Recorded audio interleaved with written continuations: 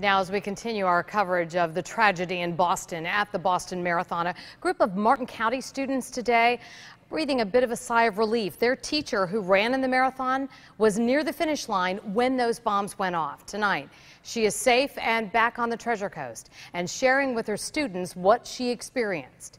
News Channel 5's Brian Entin spoke with the teacher. He's live in Palm City with her story. Brian?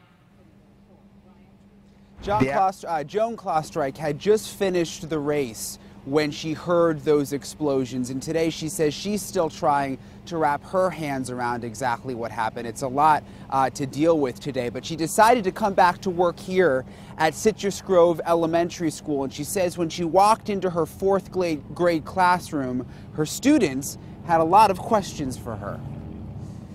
I'll be working really hard to run 26.2 miles in Boston. It will be a big challenge. And I know this is the letter Joan Klostreich left her fourth graders before leaving for Boston. You work hard on your first day of FCAT. You'll know I'll be in Boston working hard. I'll be thinking of you. She's constantly telling her students their FCAT prep is just like her marathon training. All her students knew she was in Boston yesterday. They were in a line, and I walked up to them, and they were just like, "Mrs. Klostreich, we're so happy to see you." And they were, you know, everyone wanted to hug me. You're okay, we were so worried. Then came the questions. Why did this happen? Or, you know, and I said, you know, you don't need to be afraid. There was a wide variety of services right there. The police were there, the doctors were there, the hospitals were there to take care of the students. There's one person trying to ruin something that was wonderful. Klostreich says her students don't use the word terrorist, but they very much understand what's going on here. She says one 8-year-old even showed up to class this morning and hand-delivered her a letter. Dear Mrs. Klostreich, I heard about the Boston Marathon, and I feel so sorry about that.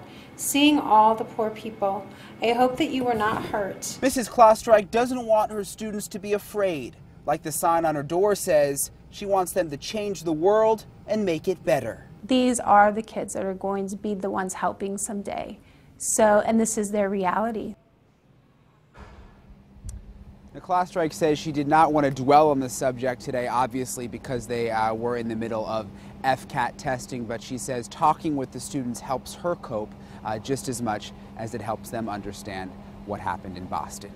Live in Palm City, Brian Entin, WPTV News Channel 5.